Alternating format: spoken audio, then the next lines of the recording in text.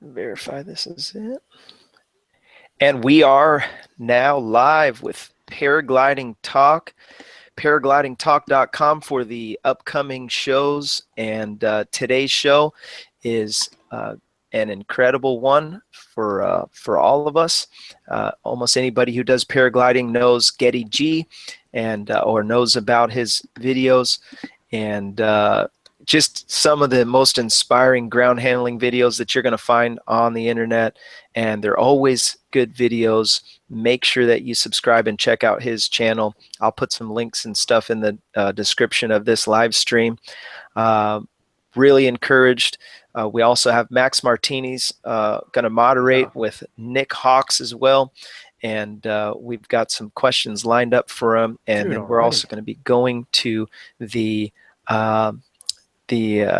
chat bar for any questions or comments that you guys have.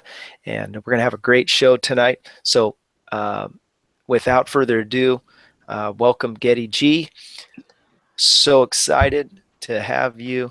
Want to kick it off tonight with a couple questions. I've sent off a list of questions to him ahead of time, so we can know what's going on.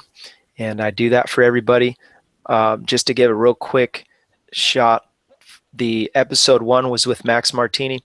Episode 2 was with Kyle O. Oh, which, by the way, I need to send Kyle O an invite. Knew I was forgetting somebody. Hold on just a second. Please hold. Hey, we might as well kick off the questions. What was Geddy's first wing? Oh, the first wing. It was a Nova Prion, a 2009 model, which was really old. I got it off my instructor for about $700, which was pretty cheap. And I flew that for about a year and 2 months. It was an E&A wing, the beginner wing. What was it? E&A wing. No, the what was the brand? Oh, Nova Prion. Oh, a Nova. Nice. Right on. A red one? A lot of fun with that wing, even though it's such a beginner wing, because you can learn so much with them. It's so safe also. Yeah, and then it's like a platform where you can really push it and still be in a safe zone. It's just that you can't have too much fun of them, too much fun with them because it's so slow. But you're still flying, so I still found it fun every time I was out there. What did you do with your first wing after you wore it out? How I knew it was worn out was when I went inland. I tried to launch from this mountain that we usually fly, this inland mountain. And it was a forward launch in very still wind. I went to launch, glider inflated above me perfectly. I ran, and I just kept sinking into the bushes and just sunk out into bushes with glider all over the bushes. And then there was a guy who was a very experienced pilot, and he's like, "Don't ever fly that wing inland again." It was just, the porosity was gone on it. But then I had to get rid of it. Nice. That's awesome. So the porosity was horrible. Yeah, and I think at the coast, because the wind is just rammed into the sails constantly, you don't have to worry about the porosity too much. I think that's why I got away with it at the coast for so long, but I'm not sure. So you've been in the sport for a little while. How long have you been in the sport, and how did you get in? It's been 2 years exactly. I got in because my brother was actually wanting to start paragliding himself, and I just overheard him once talking about it. I've always been into flying. When I was a kid, like RC models, planes, just building like paper planes and shit. I was fascinated with them. I don't know why, but gliders and all the foam gliders. So when he mentioned that he wanted to get into paragliding, I started looking at YouTube videos, stumbled upon Jean-Baptiste. Oh, yeah. Yeah. After I watched his videos, instantly hooked, signed up to do the course with him as well. And yeah, that's how it started. And I've been flying for about 2 years now, exactly. Wait, you just kind of threw that in there. You learned with him? Oh no. We did the course. It was planned to do the course, the paragliding course, at the same time. No kidding. Yeah. So but I actually broke my arm the day we were supposed to do the course. Ah, So I couldn't make it. So he did his course. Then about a month later, I went and I did my one. So yeah. so let me just get this right. We're talking about Sean Batiste, the Yeah. that you started around the same time as him? Oh no, I started because of him. Oh, After- because of him. Okay. Yeah. I thought you were saying that you went with him. So you're talking about your brother. I'm sorry. Yeah. Right, no problem. Yeah, he's got some incredible videos, man. If you want to be inspired, go check out some of his stuff. I should pull those up. I always wonder how many people he's influenced into getting into paragliding. I reckon it's a pretty big majority. Yeah, And no doubt. Geddy, a question for you. What fascinated you most about paragliding? It was actually the convenience of it and the portability of the actual aircraft, and the fact that it's like you can crash it into something, but it doesn't have any rigid frames, so you just pick it up again and then you're good. And they're so durable as well. It's just incredible when you think about you can have a flying aircraft which folds up into a little backpack. Yeah. It's just, yeah, that's what drew me to it. But then as well as seeing the collapses before I knew anything about paragliding, that sort of pushed me away a bit. But then you realize the collapses, if you know how to manage them, they're not that serious. They're not that dangerous, I guess. So you've learned, for the most part, you went to through some training, but your ground handling skills are unlike, they're, in my opinion, unmatched. There's very few that are ground handling as well and as often as I see in your videos, and that was one of the things that really sucked me in to watching your videos. What do you have?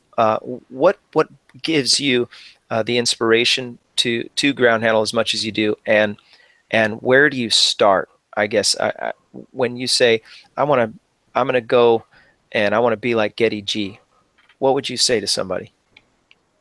The way I started was the first time that as soon as I got my license and I did the 10-day course, I bought the wing off the instructor. And the first time I had an opportunity to get down to the beach and practice ground handling, I did. I had no experience whatsoever, but I just found it so fun because if you get the glider just flying above you and you can manage it at that position, and then you can just sort of experiment with what happens if you pull that line, or if you're in this position and you sort of let go of the toggles, how can you best recover it? And I just found it like such a challenging sport to learn, because it seems like it's endless. You can learn so many things with it. And there's a point where in ground handling you get to where you sort of feel like the wing is a part of you, and you can predict just about everything that the wing will do. And I think that's what sort of hooked me into ground handling, is when you feel like the wing is sort of part of you and you can sort of just play with it. And it feels good. It feels like literally is part of you, and you can just, yeah, it's, I don't know how to express it, I guess, but it's Also, just another aspect, sorry, Geddy, another aspect is if you don't have a mountain to fly, often you're just stuck in ground handling. You don't have any other options. yeah, You see, yeah, you only actually, have yeah, a small dune, and then you have to play something. You have to do something. yeah, that's so true. Yeah, exactly that as well. Yeah, I just wanted to do something because I couldn't fly off any mountains or whatever. So that was sort of something that I could try and focus on and get as good as possible. So yeah.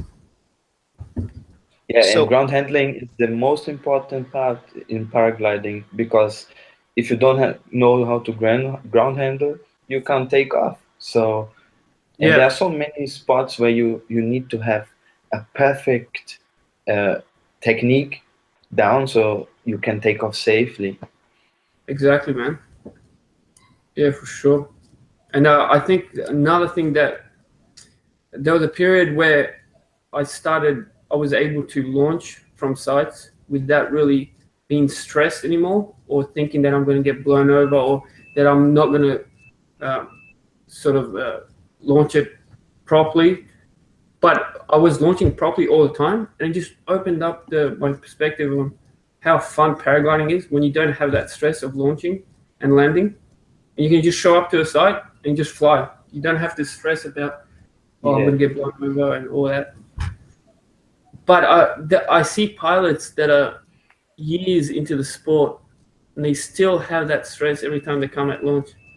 And I just think like if they just were to spend some initial time getting the ground handling good, they could have so much more enjoyment in the sport. You know what's the problem? Most pilots that get into the sport want to do cross country and they want to fly high and far and fast and I don't know, and they get this ambition to fly and forget to practice ground handling, and then they buy those ridiculous elongated wings that are actually very difficult to inflate, and then they mess up. Yeah. They're not confident in it because they don't practice. Yeah, I'm just always surprised as to why ground handling is not made to be a more big of a deal, because if you can't launch a paraglider safely constantly, like that's a big part of the sport. And that's where a lot of the risk is, launching and the landing. So Exactly. Yeah. In any conditions. In any conditions. yeah, exactly.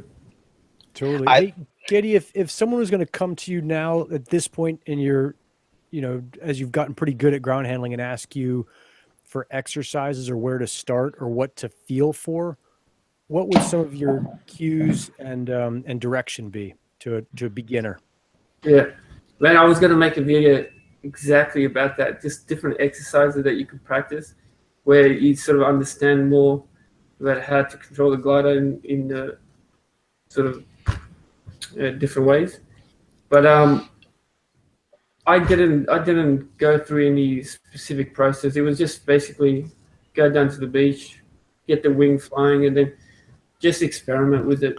Just put in positions that you think would be dangerous, obviously in a controlled manner. Like you would have a lot of space, so if it did get out of hand, you could stop it somehow, like running towards it or whatever, and just experiment and put it in bad positions, like cravated or multiple line twists, and see if you can fix it and how quickly that will take.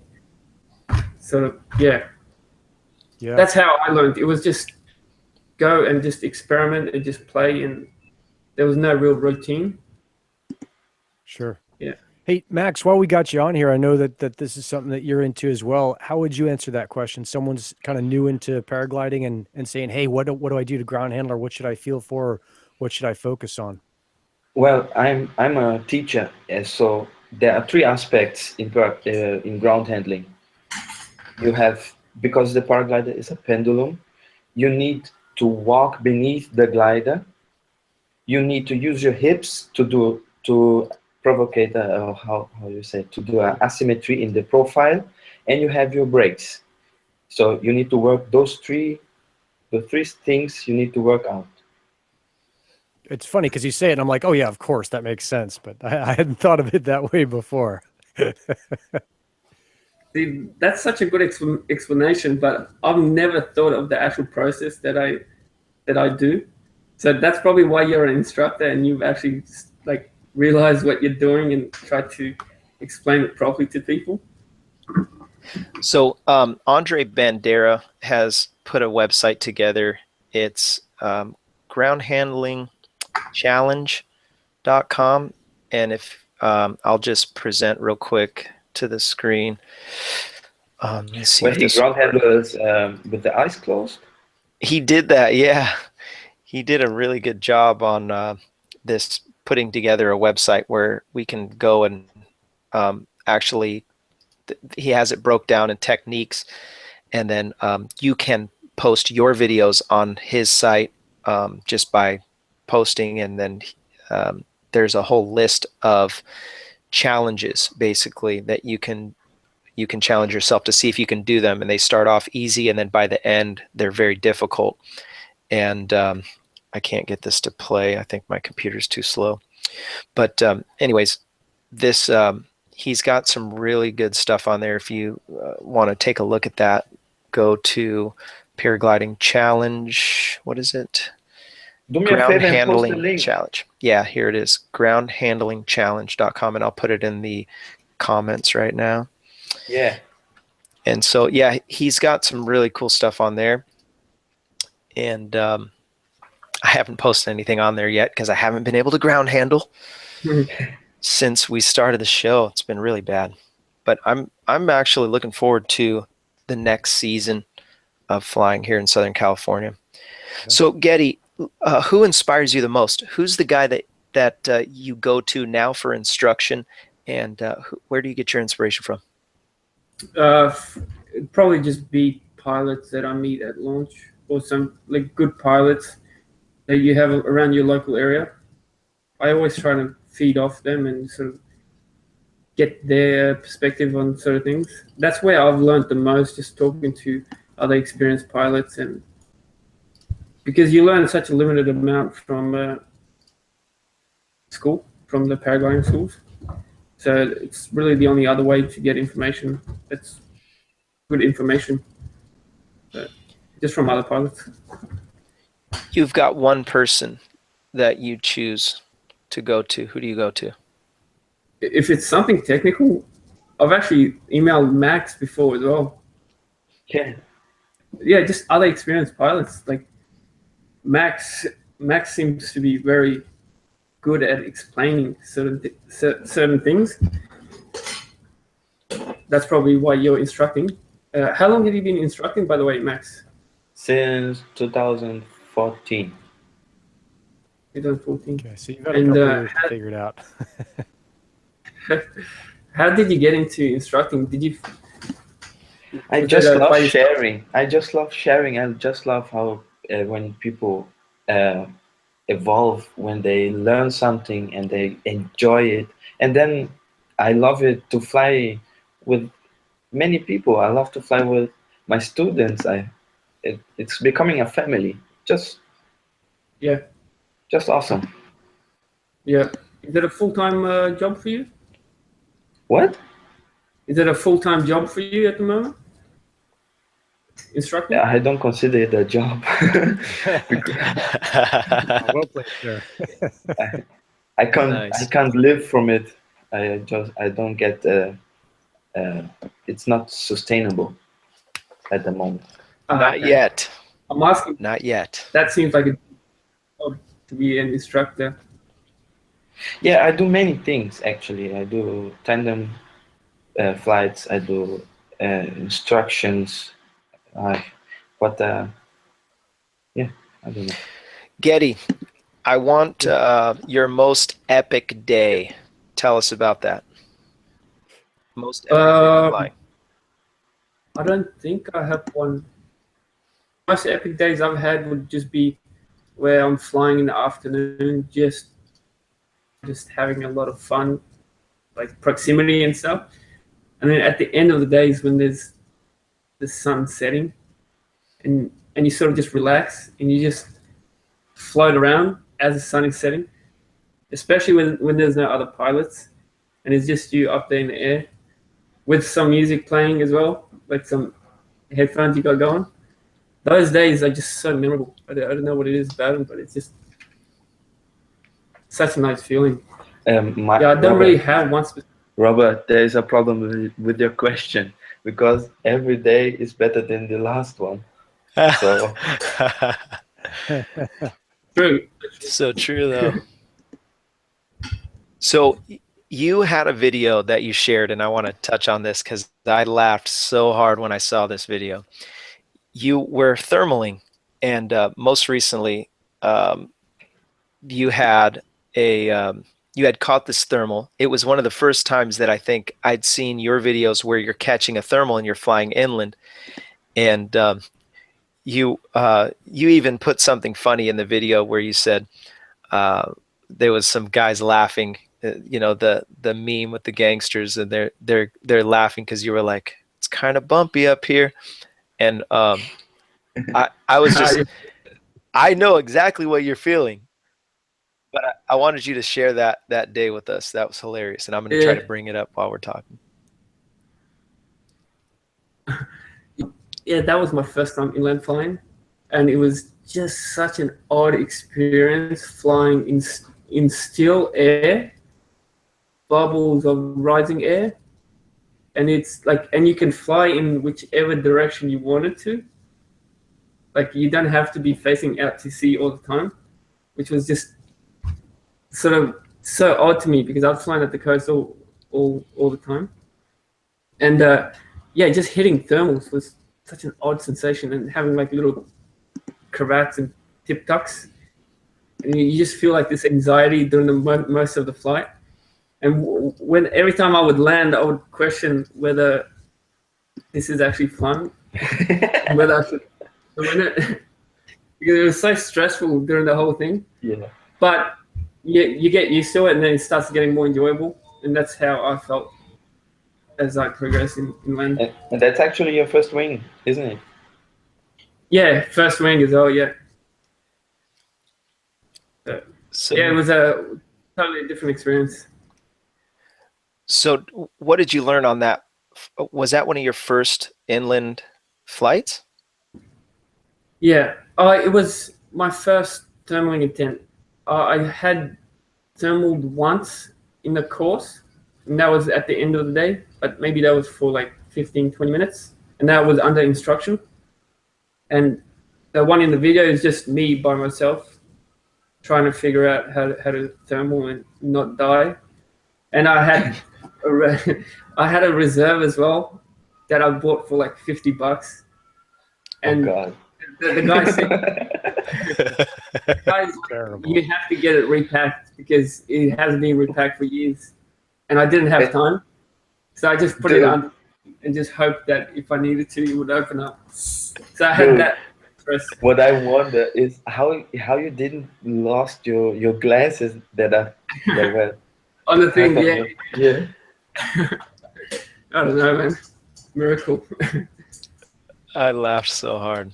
So you had another video, and I'm going to try to pull that up too. You were flying, and this bird started to chase you. What happened with that? Tell me what was going on with that, and I'm going to try to pull it up. These birds are actually notorious in springtime. They're called magpies down here in Australia. And if they have a nest that's close to where you are, they will just swoop you and try and get you out of the area. And they have a nest, I think, somewhere around the landing zone. So this bird is like notorious for swooping paragliders and just trying to intimidate them. And yeah, and that's basically what happened in the video. The bird just didn't want me to be around there. So Geddy was sharing with me when we were doing the sound check that somebody reached out to him and wants to purchase the rights to the video, and he hasn't signed the contract yet, but it's a substantial amount of money. So if you're watching this and you want to buy it, you need to give more than $1,000 for that video, otherwise you're going to lose it.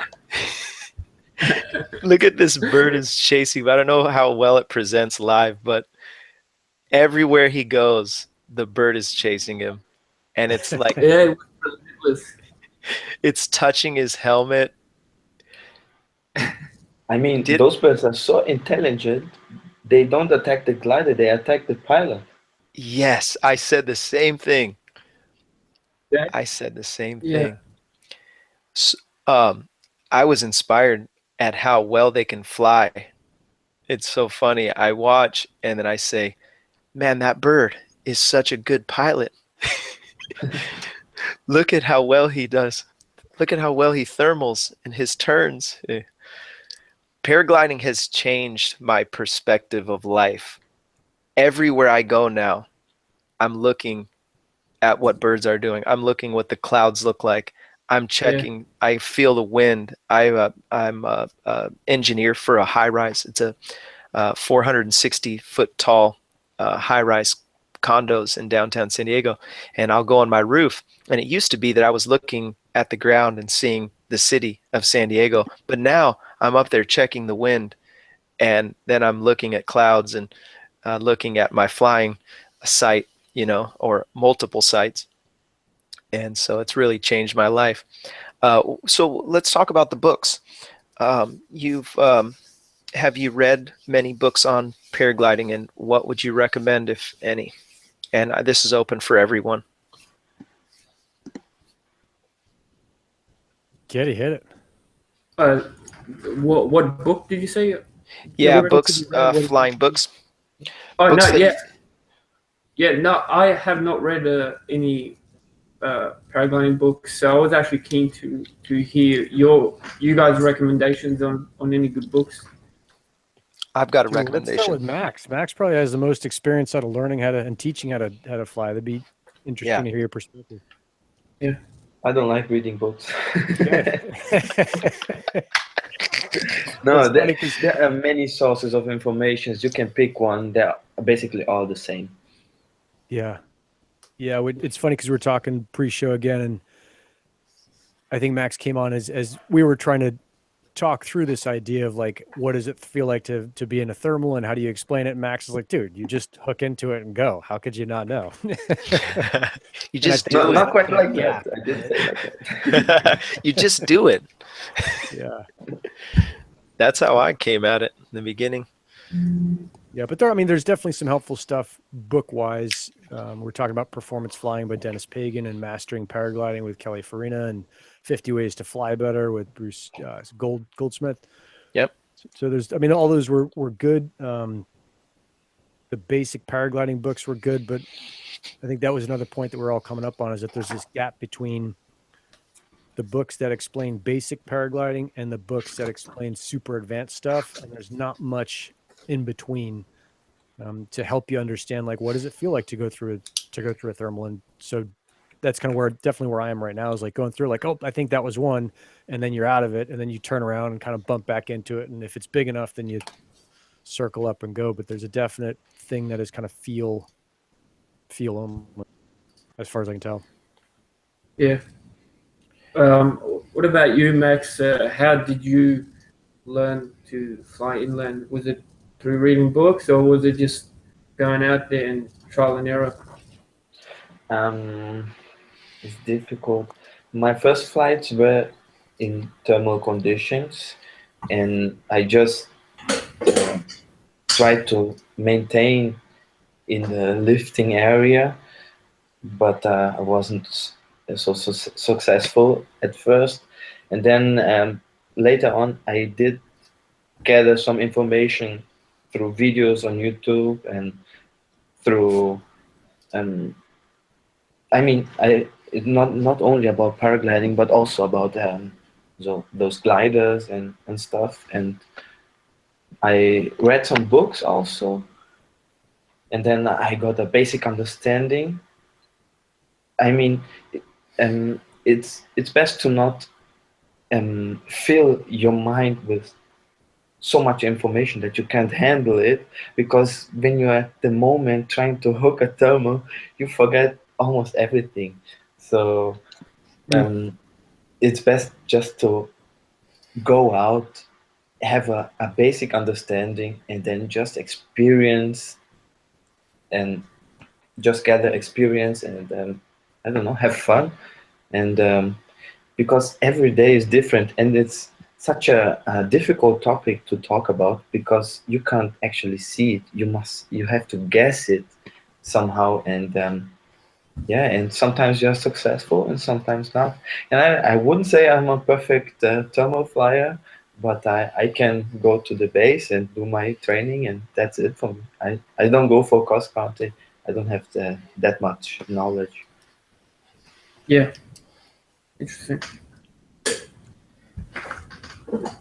You've got the perfect conditions in Australia on the coast, Geddy.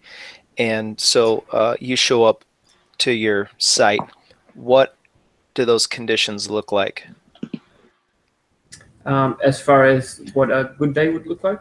Yeah, wind speed, Okay. direction, and all that. Yeah. Usually I've got like a favorite coastal site that I fly quite often. It's called Portsea. It takes a southwest. It can take all the way to the south, and you can still fly in the crosswind. And the wind speed that I like flying in would be probably like 30 Ks would actually be really good for the mini wing, the Susie, 30 Ks, and probably around 22 Ks for the big wing. Yeah, because if it is too windy, you can always just drop down to the lower dunes, or just fly at the bottom part of the dunes. You can fly in some incredibly strong winds if you just fly very low and just never let yourself get up too high so you don't get sucked out. Geddy, are you far from Rainbow Beach? I am, yeah. I'm far. That's in Queensland, but I'm going to make a trip. I've got to go there. It's like the Dune du Pilat, but it's like the Australian version. Yeah. One of the best dunes in the world. Huh? One of the best dunes ever. Yeah, Rainbow Beach.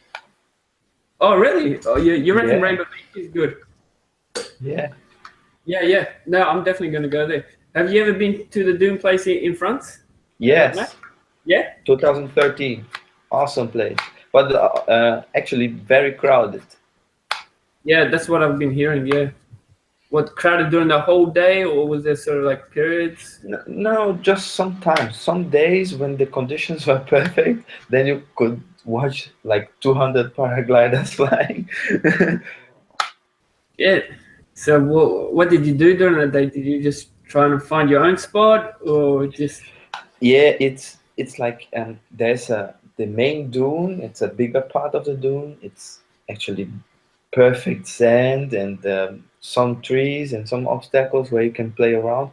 And then south from it, there's a smaller section. There are like two bowls, like very near each other, and there you can find the pro Acro pilots.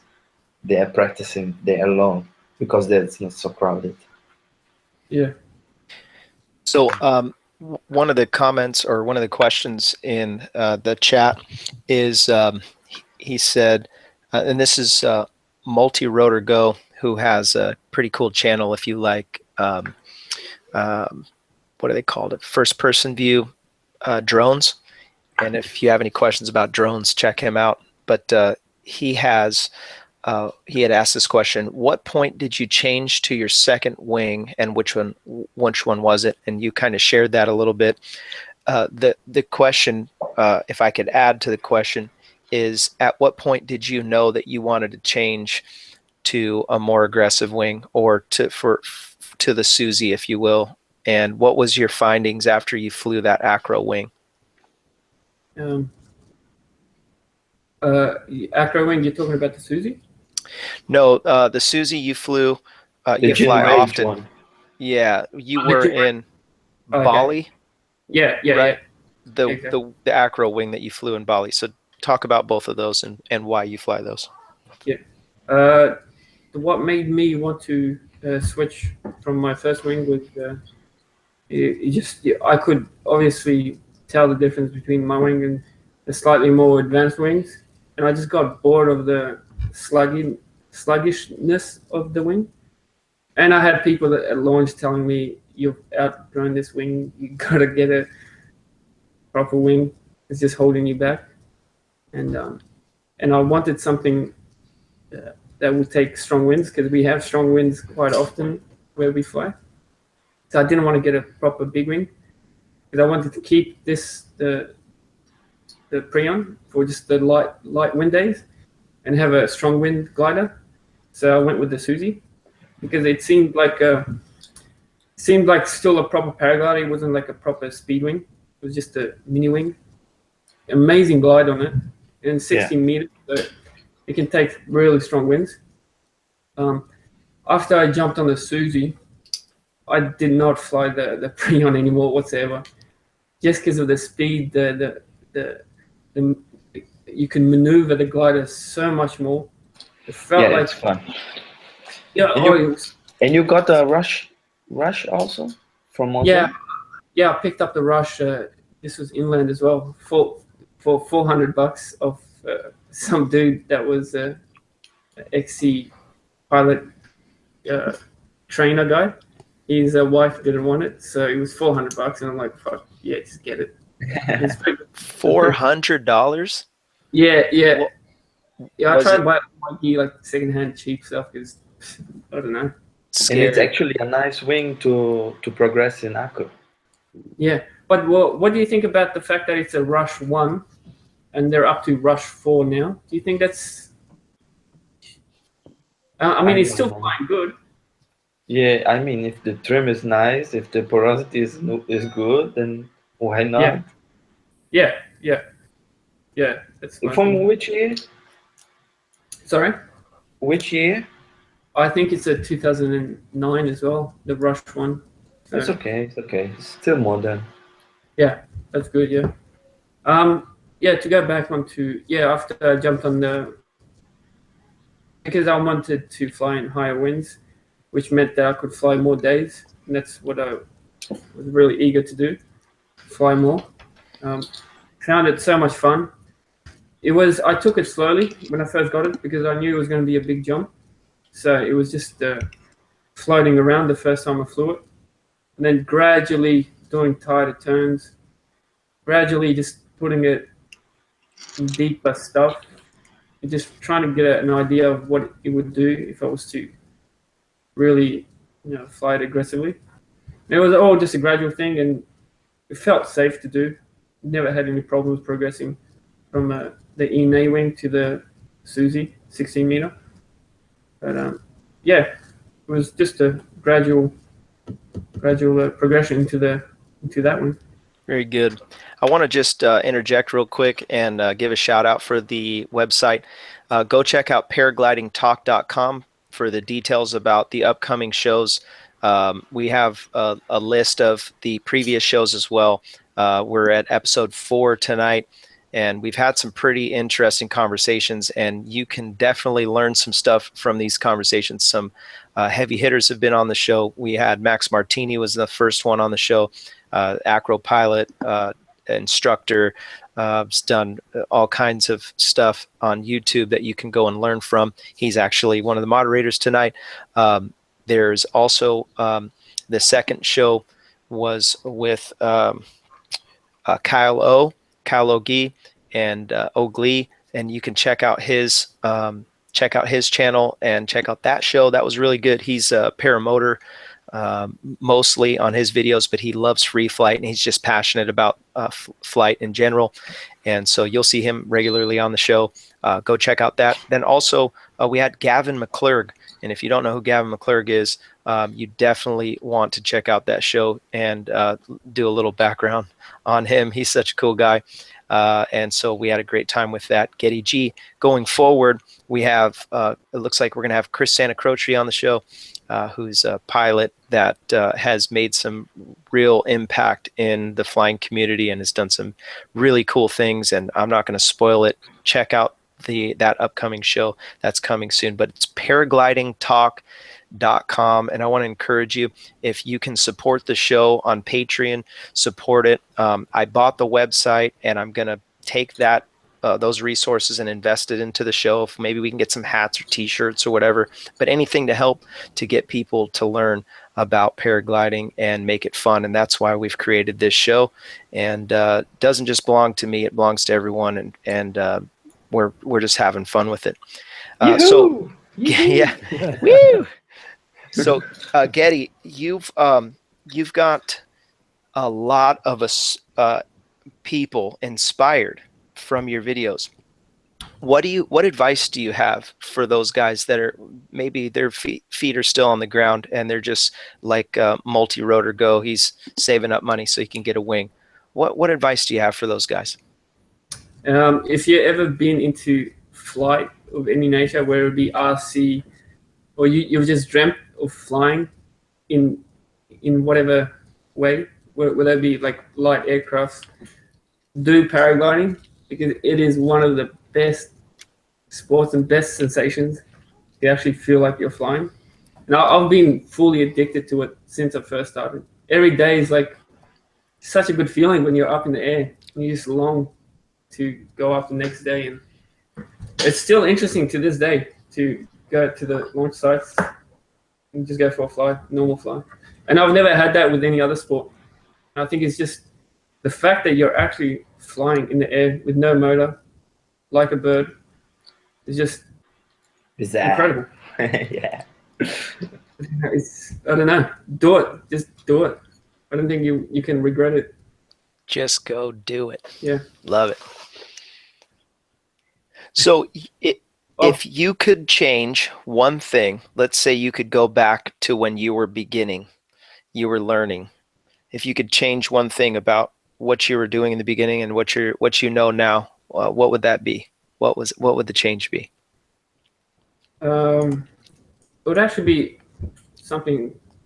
It would actually be just to fill in my logbooks, because down here in Australia, when you get your license, you got to join a club, and to progress, you have to log in all your hours and into a small logbook and then upload that online, I think. And then you can get your PG ratings up. It goes up to PG5. I'm PG2 at the moment. And the higher you go, the more advanced sites you can fly legally. And I just regretted not logging the hours, because there's some sites that I'm not allowed to fly at the moment, just because I didn't log in my hours. So it would be something like that. That's brilliant. Yeah, that's just like the technical aspect of. But as far as if I regret any mistakes, I don't really, because as far as I sort of learnt most of the stuff myself, and it was just a gradual thing. I never really pushed my limits too quickly, so I never really had any bad accidents or anything of that nature so far, at least. But yeah. So your advice to the new guy is to get out and go. Where does someone start? I mean, obviously we've got people on the show that haven't flown before that really want to, and like me, I wanted to fly so bad that I was willing to take more risks than the next guy, because I said, well, I can't afford the full-on training and all the stuff that's involved. But I still really want to fly, and I went and bought my own wing on eBay, which is very dangerous. But nevertheless, like you said, you've got pilots that are around you that you can reach out to. What is your advice to those guys? For me personally, if you're in a coastal place, like if you're close to the coast, I think it could be very possible to learn by yourself. If you know how to go through the learning process, which is like a very gradual thing. Because to be honest, paragliding school, I learned very little as far as glider control, and you learn just a bit of the technical aspects of it as far as strapping in, the safety and that. But I feel like you learn just about everything by yourself and just trial and error. So I could see that you could learn it by yourself without any instruction if you take it slowly and if you got good coastal breezes. But then there's so many dangers to that, because you're so inexperienced, so you might show up to a day and it's too windy to practice, and you don't know that because you have no instruction, and you could actually hurt yourself quite a bit. So if I had the opportunity, legally I couldn't learn myself because it's just not possible here. But I think you could learn yourself, even though that's really bad advice. But And I don't know. awesome that you touched on that. Geddy, please clarify, how is the process of the paragliding school in Australia? I find it quite interesting. Yeah. Well, the process, it's a 10-day course. So in 10 days, you're supposed to be taught everything about paragliding, which is not possible whatsoever. Yeah. And and especially where I learned, which was an inland paragliding school, and we would do ground handling, but it was just the inland air is just so like unpredictable and just not constant. Yeah. So you would try to learn ground handling, but your inputs, you wouldn't know if the glide is going down because of your inputs or it's because of the thermic air. Yeah. And hardly really learned anything in that. How many hours of ground handling? Oh, dismal. Maybe like those 10 days, maybe like 12 hours during those whole 10 days, Okay. if that. And it's just that weird air where you don't really know what you're actually doing to the glider. And then you guys did some theory courses? Or? Yeah, theory courses, some tests. It's hard to learn anything like technical about paragliding and then put that into practice when you're sort of terrified the first time you're flying. You're not going to be remembering what you should be doing. And then you guys had some small hills to fly off from? Yeah, exactly. Small hills, and then there's the one big hill, which is like 800 meters or so. And we just fly down that under radio instruction, and they tell us which course date, when to flare, which landing approach, and that sort of stuff. And how many times did you fly from this hill? Quite a few times, actually. Quite a few times, maybe like 20 or 30 times. But it was all in still air. Simulate big ears, weight shifting, and all of that. You say there you learn quite a bit, but as far as the whole paragliding experience, it's such a small part of it. I mean, and excuse me, Robert, and then they consider you ready to fly after this course? Ready to fly to some degree, because then you have to join a local club, and because you are PG2, so before you fly, you must make sure there's another experienced pilot, and he must tell you, yes, you're allowed to fly in this condition. But they are not allowed to give you any instructions. They are not allowed to advise you legally into giving you any additional information because they're not an instructor. So they just can tell you. Basically, it's just a mess. Very low level of teaching, I would say. Yeah, and that's the problem in Brazil too. And I think in many other countries also. And that's one of the reasons we're trying to get more information out and trying to teach people, right? That's exactly right. Well said. But how do you think they could possibly improve? Well, let me. 10-day course is like $2,000. So if it was to be longer, it would be so expensive to get into the sport. Same thing here in the United States. Here in Southern California, we have a lot of regulation.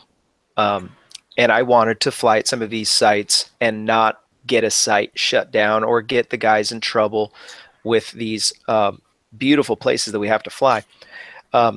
So I went and I took, I had logged everything in the beginning. One of the guys gave me some really good information, and I created a logbook. Nick was here for most of the beginning, but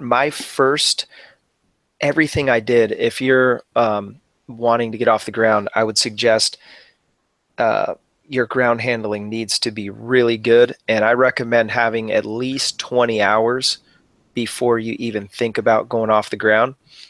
That's just me, because at 20 hours I had just a tiny little understanding of what was happening with my wing when I'm flying. And I would get the wing up, I would practice play, and my son would push me, and he would be my motor on the ground, and so I could fly, a couple inches off the ground for 100 yards or whatever until the kids got tired. And then some days it would be really windy, And you know, I would get dragged around the park, and Nick was there for one of those days where it was really windy, and I was getting pulled into people trying to have a picnic, and it was crazy. But those days were critical to being able to that fundamental principle. So obviously the ground handling aspect, you're not going to get that in a school where you spend, and for us it was a 5-day school. And when I went to get my P2,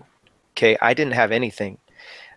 There was a guy that was on his 5th day, and on his 5th day we launched from it's called Marshall, and he launched from Marshall Peak, and we flew down, and both of us got to fly, and we took all the written tests and all that, and when it was all said and done, he had spent quite a bit of money, and yet he wasn't even guaranteed to get the P2. But here's the light lesson, and what I want to share is that the P2 is just a certificate to learn. That's it.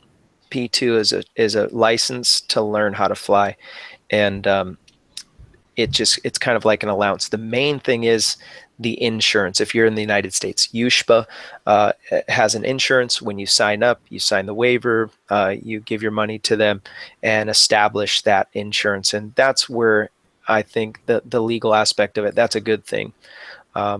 Outside of that, it's an individual pilot that you cannot treat this like the DMV. Just because the DMV gives you a license doesn't mean you're a good driver. And I live in an area where there's a lot of really bad drivers. And so it's up to each pilot, but that's just my 2 cents. And back to the question of Geddy, how can we improve a course like that?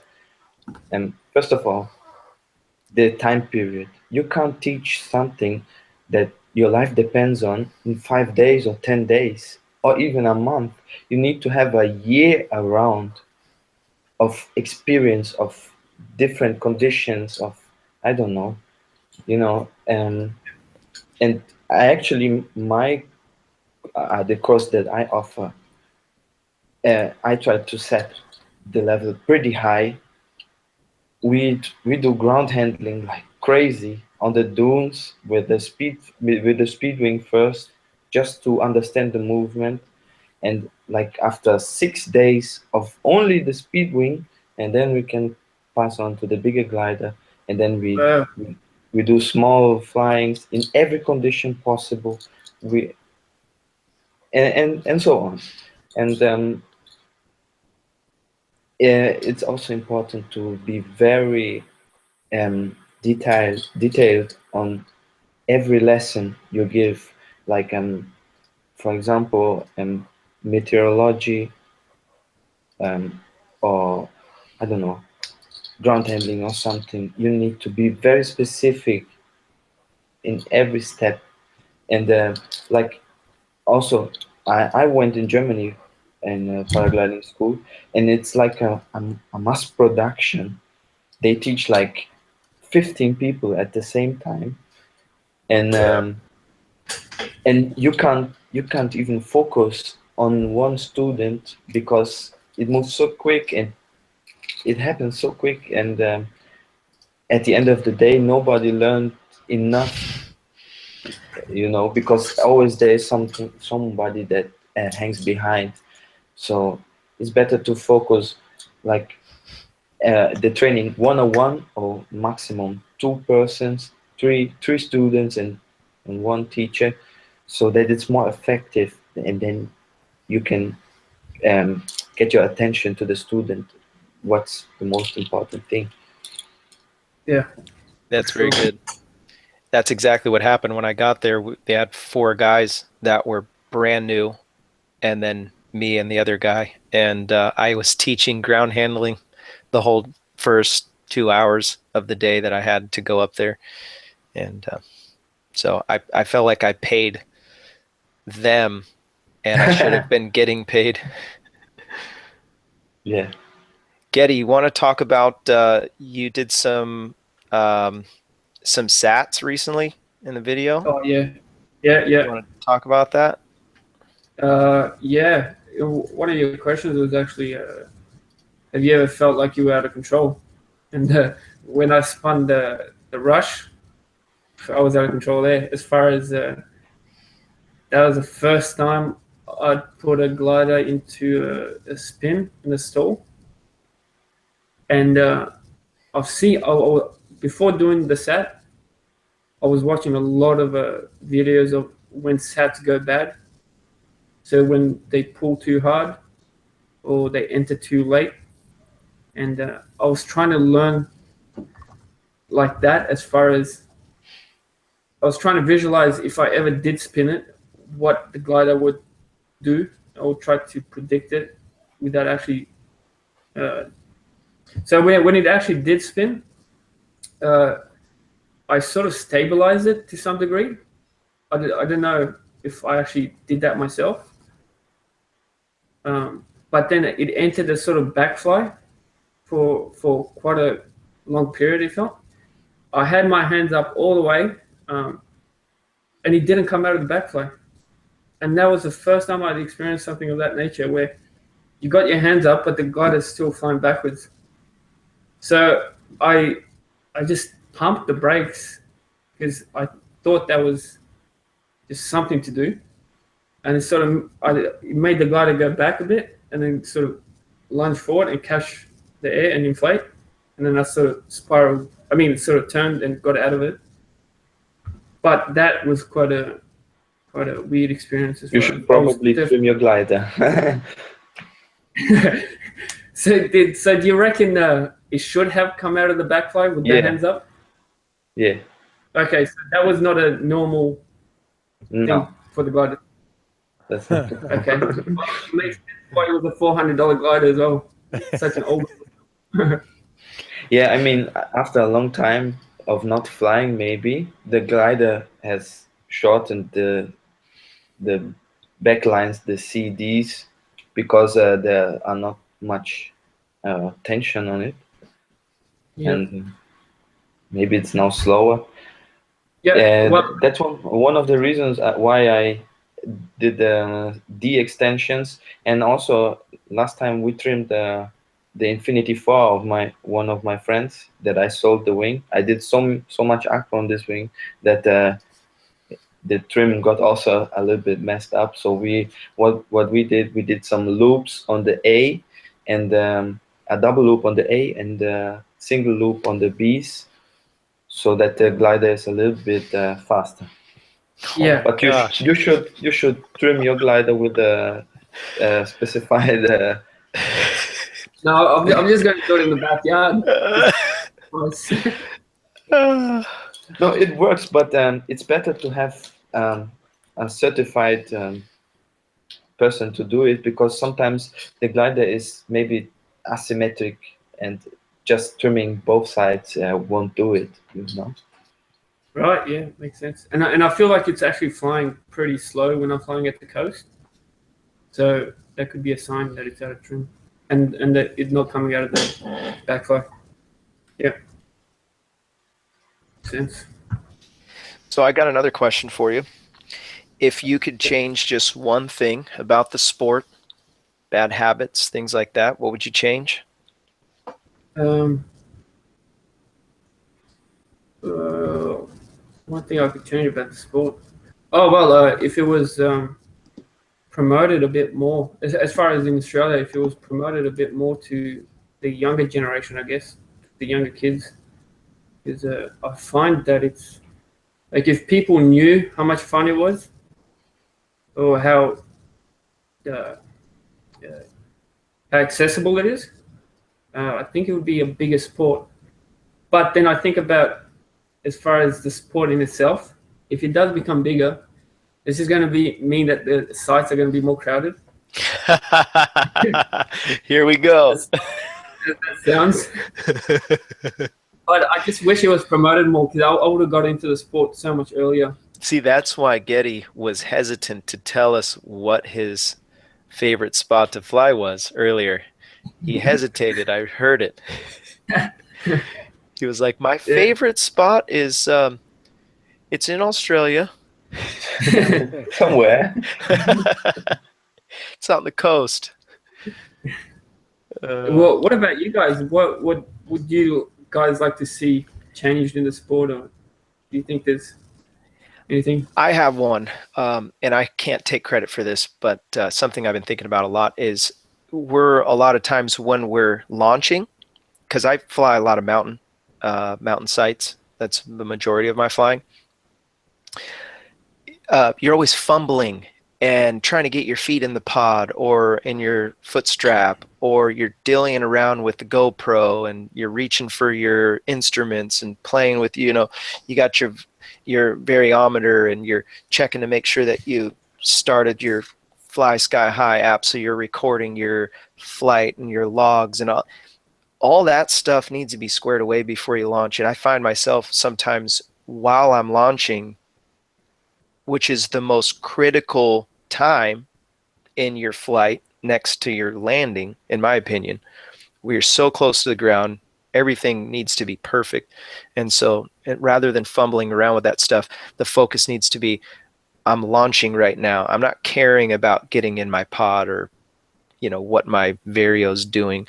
I need to focus in that very beginning of my flight. That's what I would change. Yeah. Sound advice?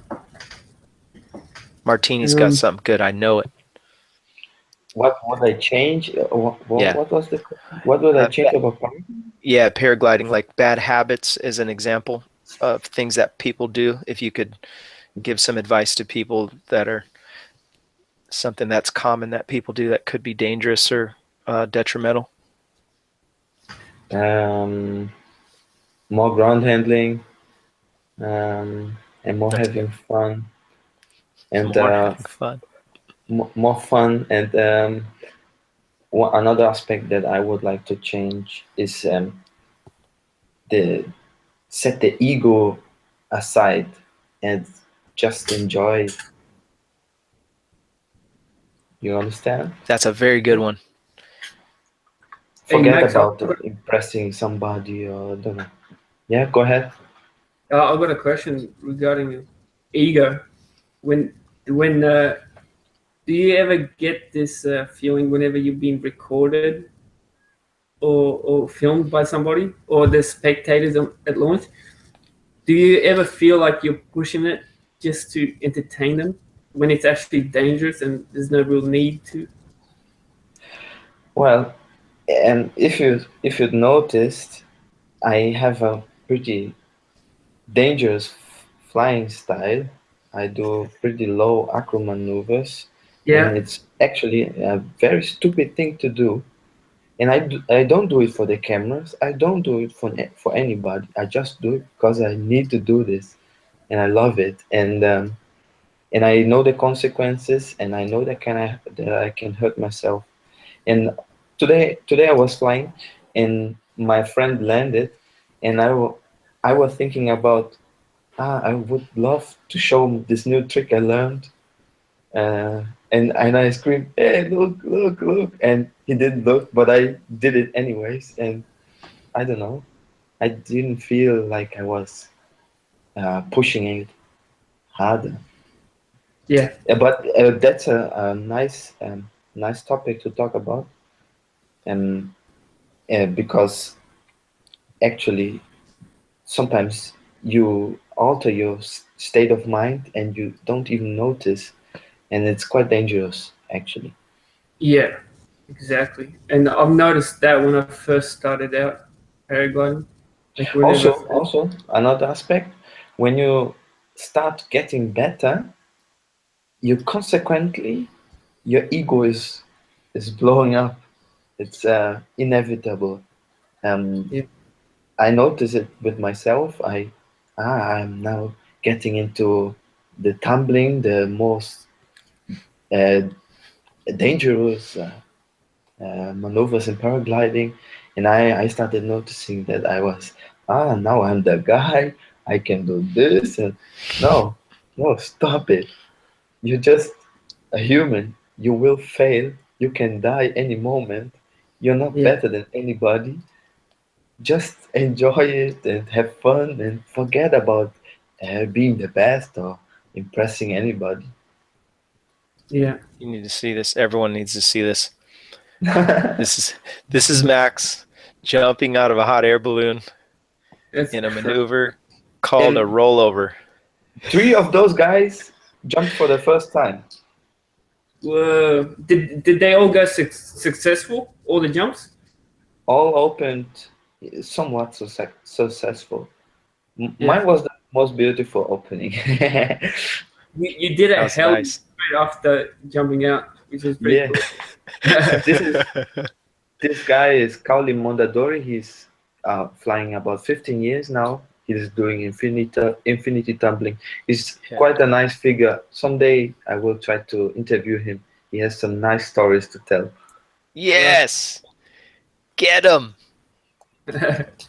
We Those want him guys on are the awesome. show. We want him. That's great. So, do you want to share a little bit about that day? That was a pretty cool video. If you haven't seen it, go watch that video. I can tell you the story. It was like it's not far from here, so I had the chance to go there because I can't stay for much longer than 1 day, 2 days, because I need to nurse my dad. So we went there at the night and got there in Jaraguá at midnight, and decided to camp at the half point of the mountain, which is about 500 meters. It's quite cold. There's a little church. Yeah, this is the campsite, and those, and then we get there, and we thought we went to a nice place where we can rest for the night and then wake up early to go jump and stuff. But actually, this spot is known for parties, and those guys got the music pretty loud, and were drinking all night long, and we had to wake up at 5 a.m. and those guys uh, finished the party like 15 minutes to 5 a.m. and they passed us and screaming and shouted like, "Go camp somewhere else, you suckers!" and we're hungry and stuff.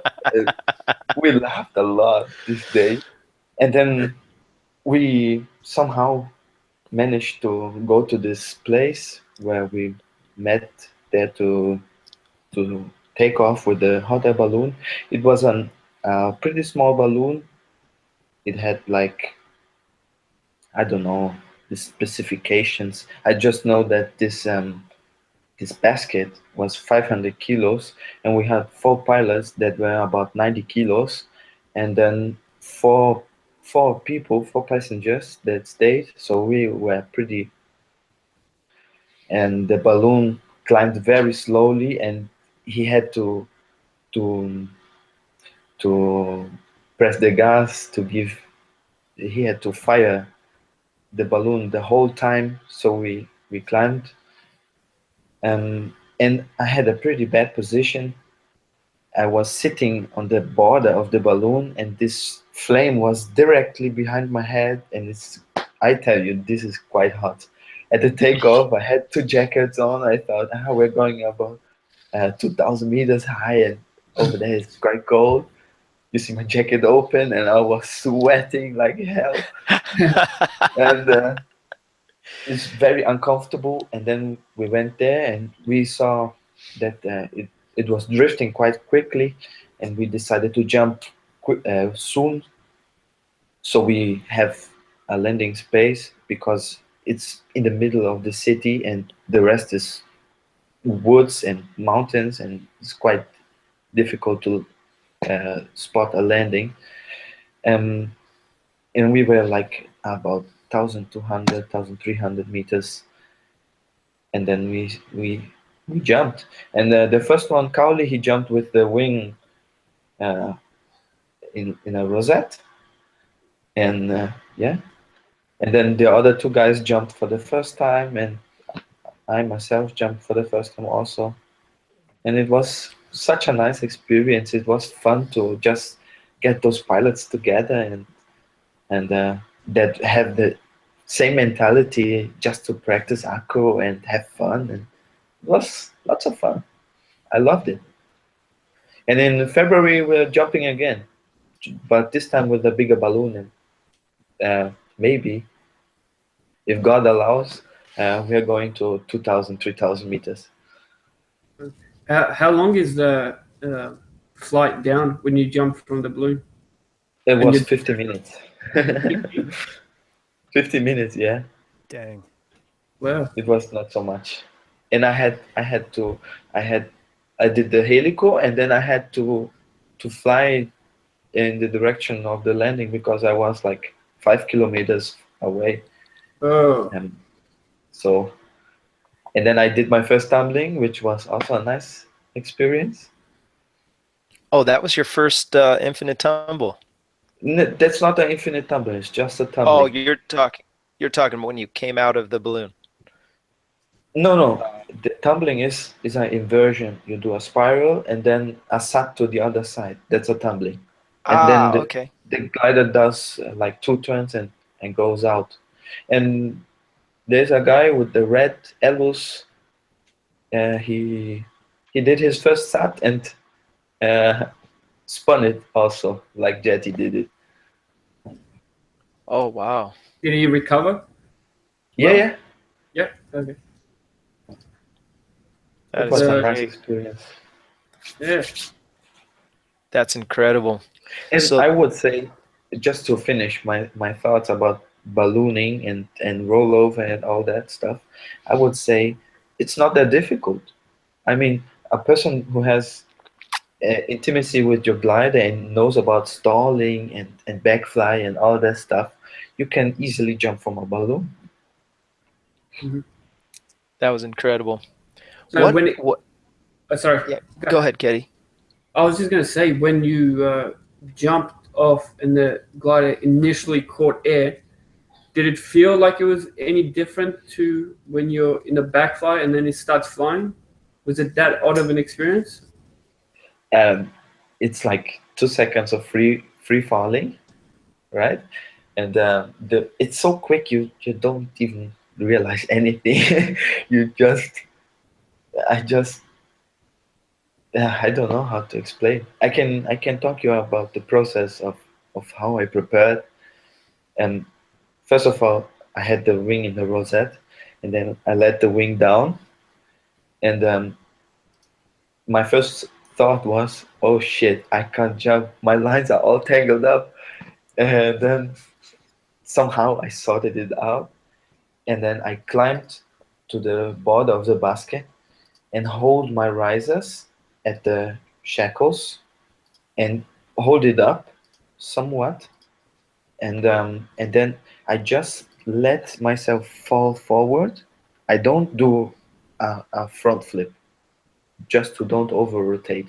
I just let myself fall forward, and when I'm about 45 degrees, I jump forward so that I don't fall into my glider. And you can see I hold my risers, and even I did like almost perfect jump.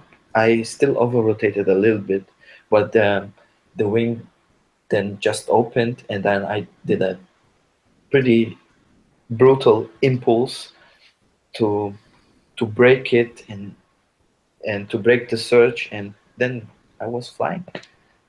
Wow, that's incredible, man. But the other pilots, the Kauli Mondadori, who jumped with the rosette, the glider had a big cravat on the right side, so he had to stall the wing a few times. He stalled it and released and stalled and released a few times so that the cravat goes out. And another pilot, Fernandinho Sebin, who jumped also for the first time, he kind of jumped sideways and the wing shooted, uh, turned a 180 degrees, and he twisted to the other side. So the wing opened, but he was twisted like 2 or 3 times. Yeah. So you need to Woo! know your glider, and you need to know your stalling, your backfly, and everything. Yeah. So you can get out of those situations. Yeah. There was a question just a little while ago and I missed it. Okay, Johnny Marks asked, how long do lines last? And I thought that was a good question. The manufacturer suggests to do a paragliding check after 150 hours. So that's a measurement where you can. Do you measure? Geddy, go ahead. I had a question for Max. What would you say when the sheathing on the lines is worn out? No problem. No problem. As long as the inside is still intact, you can fly. Yeah. But another problem that one experienced pilot instructor of Austria told me, he saw that my brake lines had knots, and he said that it compromises 50% of the strength of the line. So I need to take those knots out. Wow, huge difference. Yeah. Knots. So you mean actual? It's been knotted together. Yeah, no, I knotted it because I did like a small piece to hold better. I don't know how to explain. And then I did a knot over it on the line so that it doesn't escape. The pulley. No, I have it out of the pulley on the free brakes, and I have like a small piece of I don't know how to explain it. It's like just so that I can grab it better, to have a better feel on the glider, like a piece of wood or something. Yeah, and it has a hole, and the brake line goes through it, and then I did a knot over it so that it doesn't escape when I'm ground handling and stuff.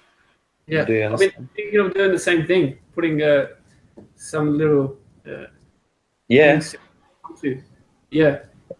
And this knot, which is a little bit higher on the brake line, compromises 50% of your strength. And if you're doing like a spiral or sat where you have quite high forces in a short period of time, or even a longer period of time, the line can break, so you lose control. Yeah, wow. So keep in mind, if it's unsheathed, no problem. But if you have a knot, take care. Yeah. So real quick, I want to interject the paraglidingtalk.com. Really appreciate everyone that's watching right now. We've got 20 people online watching the show. If you have questions or comments that you want to ask either of these guys or even myself, feel free to ask those in the chat. If you know how to get a hold of somebody that's an excellent pilot that you think would be good on the show, please reach out to me in the email section in the comments on paraglidingtalk.com. I'll reach out to those people. I've reached out to Tucker Gott, who's a paramotor pilot here in the United States. I've also reached out to Josh Cohn, and one of the guys that's kind of one of the leaders here in Southern California for paragliding, especially here in San Diego County. And I'm trying to get him on the show as well. So we're looking forward to some more episodes where we're learning and getting great information like you're getting tonight. What a privilege that we have to be able to fly like birds, and coming with flying is a lot of responsibility. That's why we've created the show. We don't ask for any money. We don't say that you have to pay for the show or be a part of any kind of club. But we do have some places for you to encourage the show and make it. You can give to the Patreon. Check out the Patreon account on the website. I've created that. Those monies will go towards the paying for the website and keeping the hosting going and all that stuff. And so, it does cost money to do some of this stuff, but we're going to keep it real, and we want it to be legit and something that everyone can benefit from. the way that this show started was that I said, wouldn't it be cool if there was a place where you could go watch a conversation or listen to a conversation about paragliding and then even ask questions and even give feedback or ideas and live. And so here we are, folks. So what a cool thing. Robert, do you have Facebook, a Facebook page for this Paragliding Talk? You know what? I don't have one. We'll just keep it for the website for now. Maybe we'll make one in the future. I think that's a good idea. Yeah. What's Facebook? I've never had a Facebook or any other social media.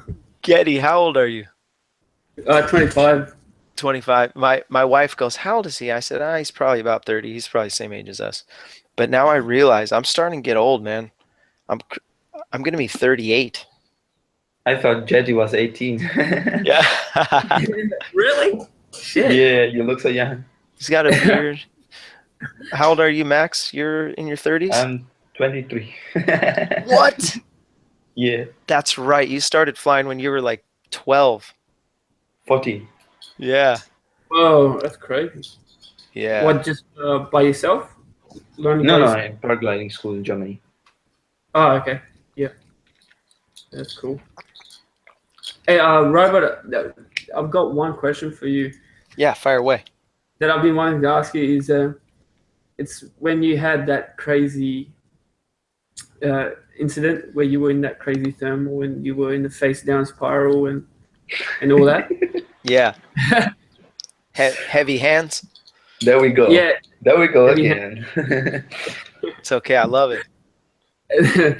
No, I was just going to ask you, in that experience and after going through that experience and now it's like a month or whatever, has that affected your enthusiasm for paragliding in general? Has that negative experience made you not want to inland that much, or how do you see it now? Very good question.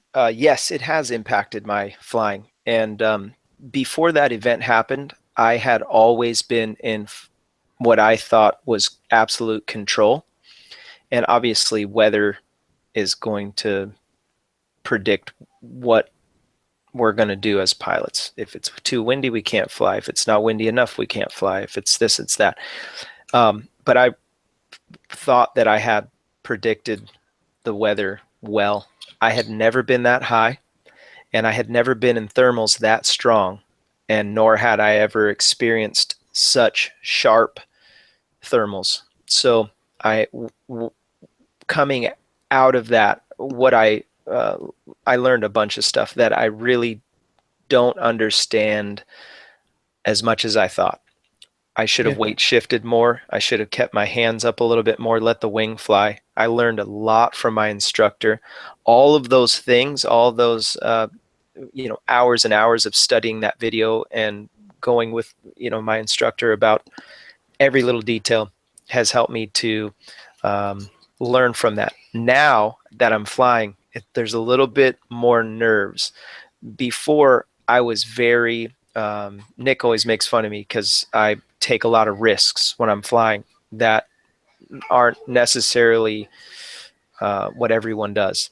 And so I'm always the last guy in the air, or I'm always scratching the lowest, on the ridge, trying to just keep my flying going.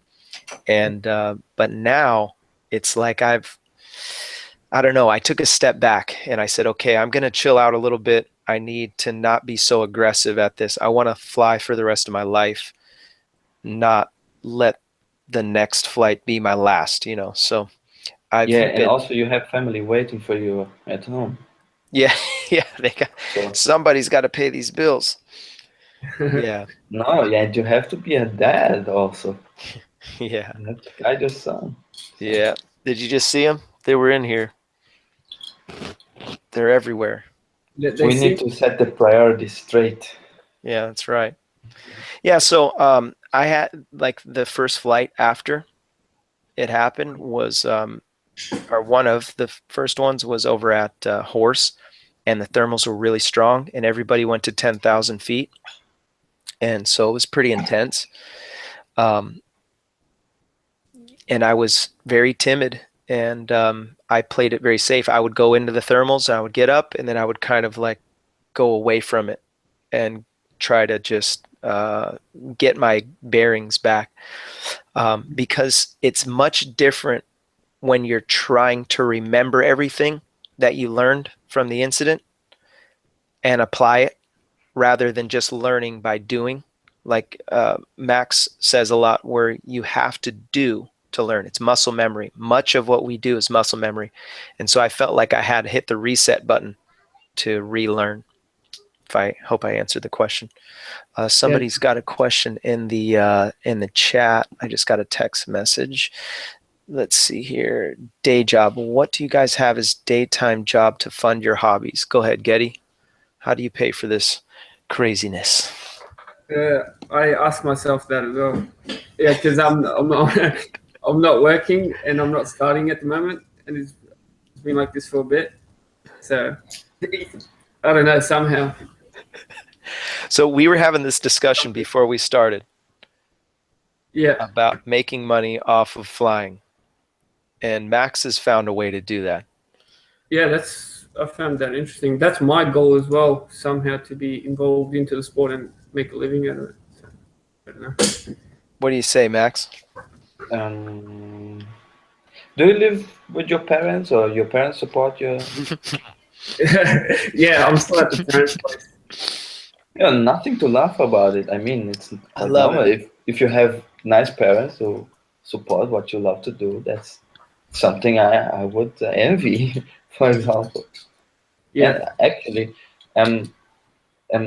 I don't do it for the money. That's the first point. I do it because I actually love flying.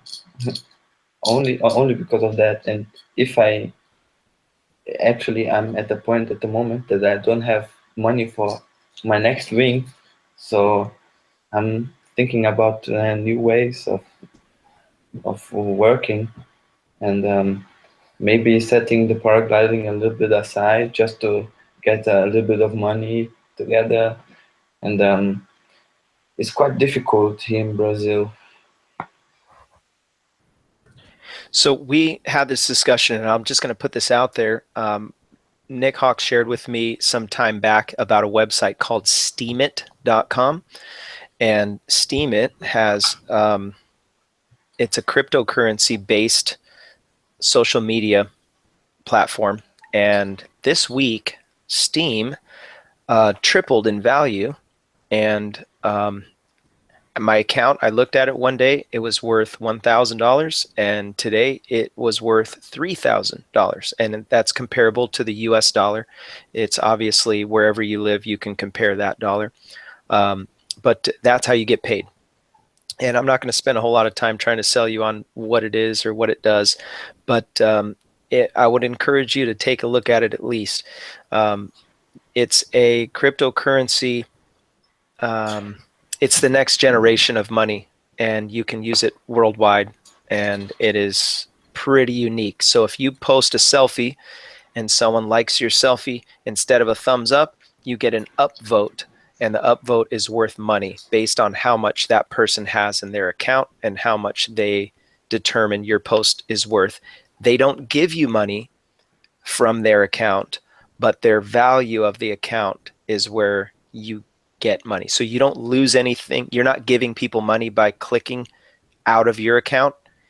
It's just your influence.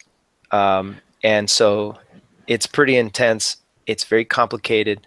And I'll stop right here if you guys have any questions about it. I did an account You did? in Steam. Yeah, but I don't actually know how to use it.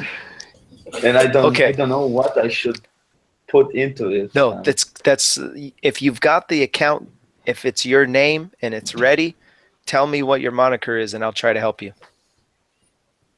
So Nick, he has one, and so you did start an account? Yeah, but I actually did they send you an email with the confirmation that you? Yeah. Okay, so let me. We can do this right now.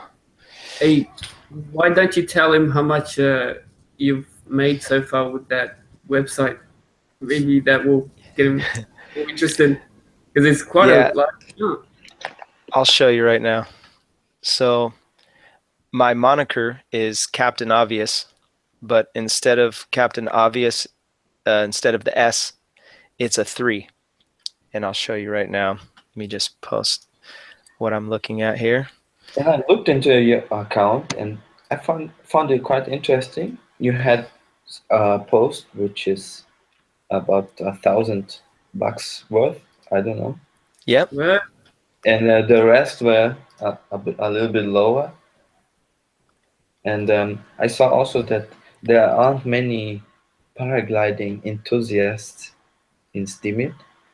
And I saw the um, most viewed topics are Bitcoin and games and Yeah. whatever. Yeah. So there's everything on here. But in the beginning, while I was learning things, I was posting about what I was learning. And so I have what I call paragliding tips and tricks, and I'm Yeah. on level 18. And whatever book that I'm reading, whatever thing that I'm learning, I'll start off talking about what I'm learning.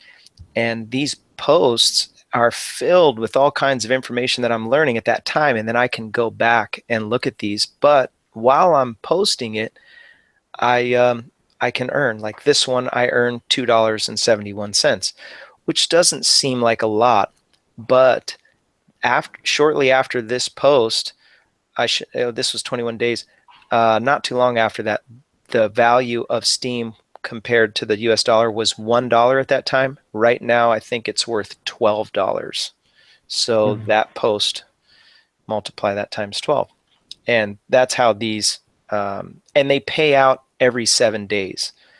So, And what is it good for? so I use I'll show you the card real quick, but I'm not going to show you the actual numbers. This is BitPay. I have to take my screen share off real quick. BitPay.com. It has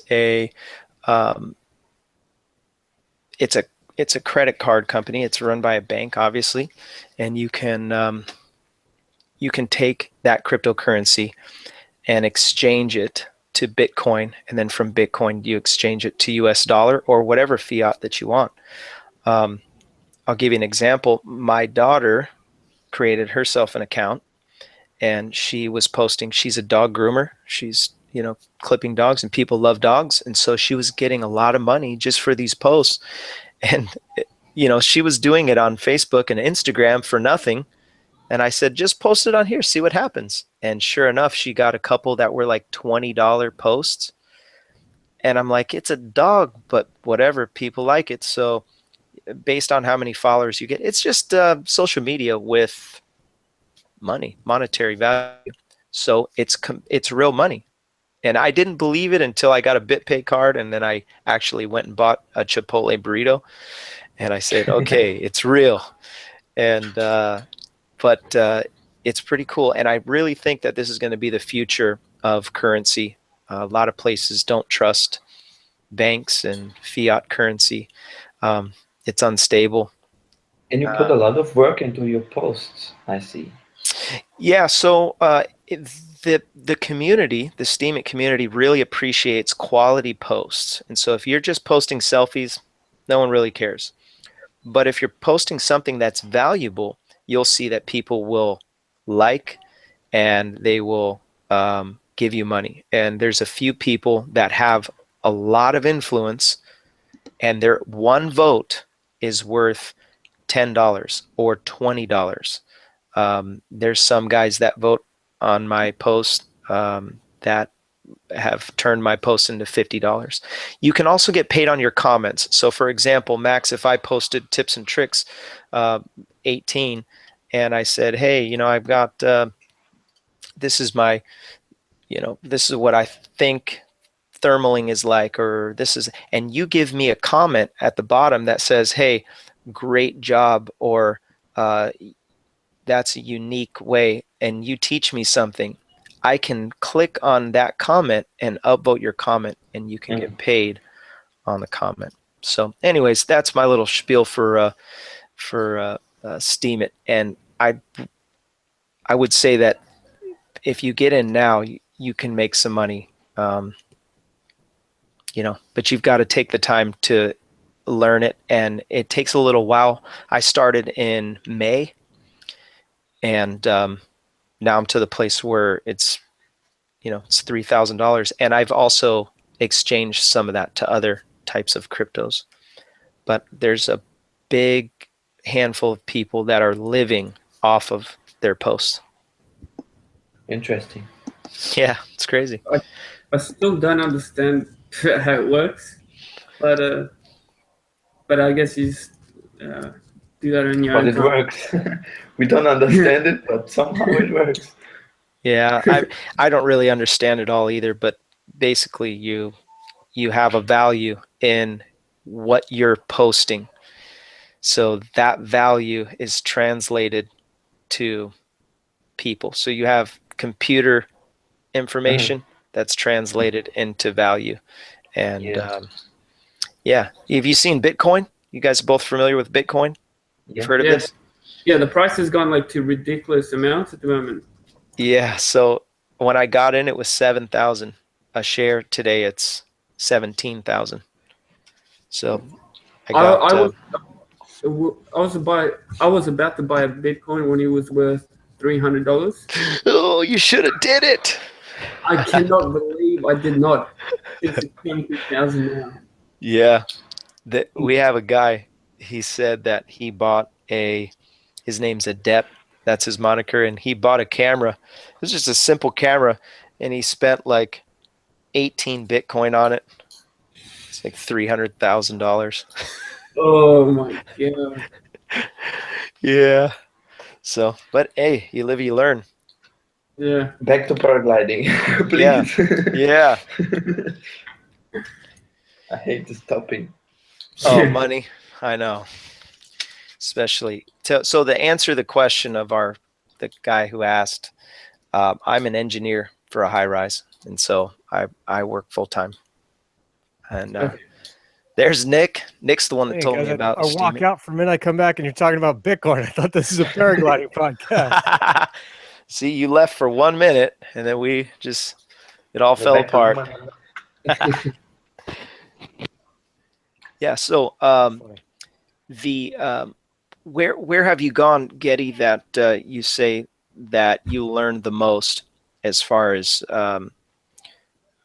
where is it with a whole bunch of pilots, inland sites, coastal? What would you say that you've learned the most from, or most valuable learning experiences? Yeah, it would probably be just a sand dune spot that I have somewhat close, an hour away from me. And it's just me going there myself, and it's relatively safe, and you can just practice everything there. And it's all sand, and you just spend the day there, practice. And I feel like I learn the most when I'm flying at the dunes, because you can just be so there's so reckless. Much reckless, but still safe to some degree. Yeah. Yes. And Geti, what do you see in the future? Where are you headed? What do you want to do in the future? Yeah, if I had an opportunity, I'd go to Spain tomorrow and do Acro. I want to. Yeah, Organia. I really want to see how difficult it is, because it seems to be possible and it seems to be relatively safe if you have the right equipment. Yeah. And it seems like it would be just incredible, because what's really made me want to go into Acro now as well, just feeling the G forces when I did the SAT. It was such a satisfying feeling, and I just can't imagine being able to do that over and over again. It's just, I find it a lot of fun, and Acro is the next thing I want to do, really.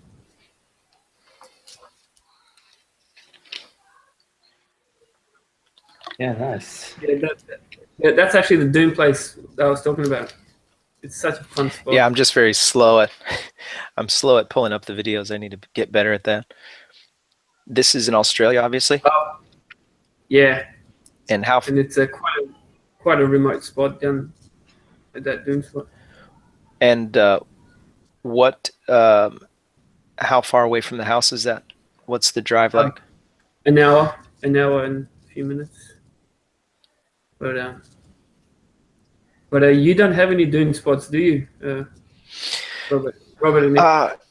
You know what? It's funny because Chris, Max Para is normally moderating with us. He's texting me while we're talking, and he said that he knows of a spot that he said we're going to go to while we were talking here. So I don't know where it is, but look at that, man. So I remember seeing this video at first and saw you pull this one off. You have two cameras going at the same time? No, it was actually two different shots. I had this one camera, but I filmed it 2 times, sort of thing. Okay. Yeah, and then stitched it together. So I have a question about this is, more for my learning. How is it that you can do the helicopter on the ground like that? What is it that is it a smaller, more nimble wing that's going to give that allowance? Because I really want to make that happen, and I've tried it a few times, and I can't do it with my wing. Yeah. Well, what size is your wing? It's a Rook 2 medium small. I think it's what is it, a 21? Oh, okay. Robert, Yeah. don't ruin your glider. No, we have a nice place to do it with grass. You will ruin your glider. Still. It's one of the best ways to ruin a glider, I reckon, because it's so abrasive on it. The sand.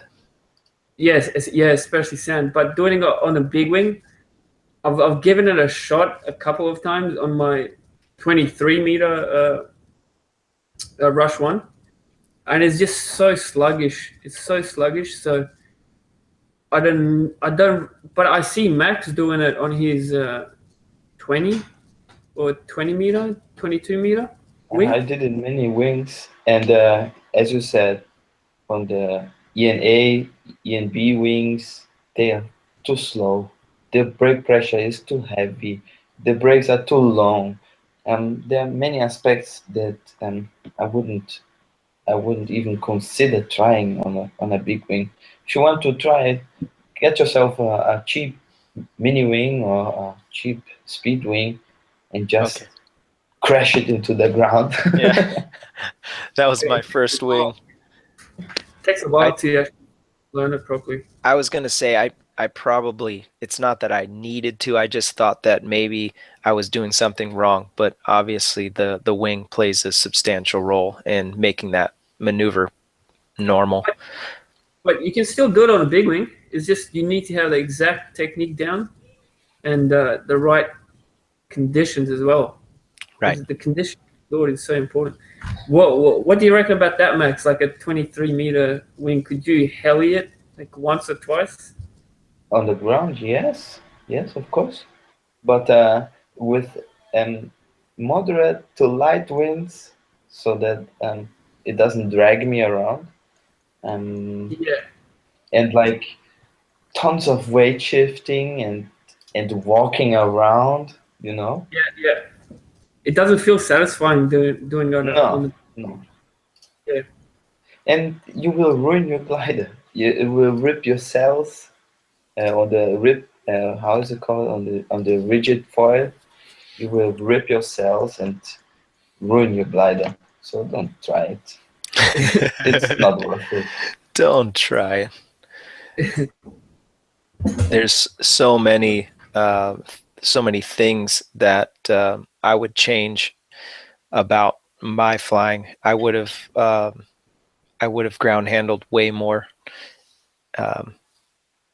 But I became addicted. Once I flew the first time, I was so addicted. There was nothing else.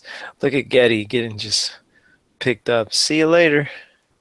That was a windy day.